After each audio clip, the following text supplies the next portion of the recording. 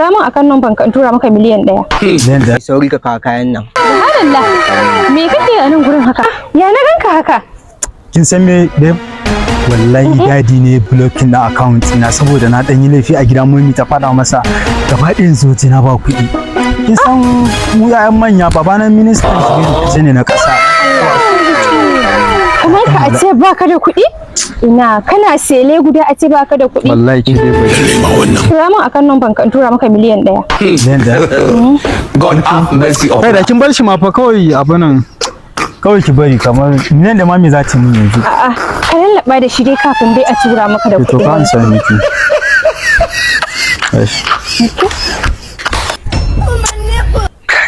Kamar ni.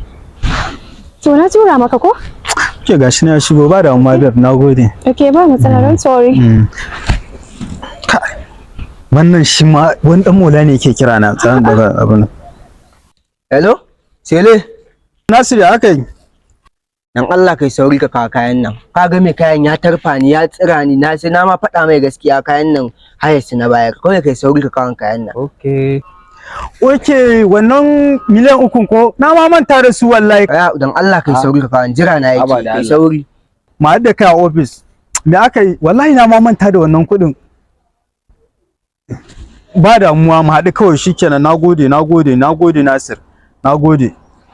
Kin ga wani yaro ne wai na tabba ara mai kuɗi miliyan 3 na manta kin san irin wannan kuɗaɗen na je ma kawai ya bar shi ma ko? Gaskiya kawai.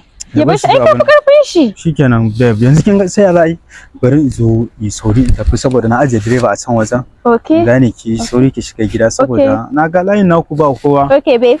Bye bye. Okay, bye. Sele? Sele? Subhanallah.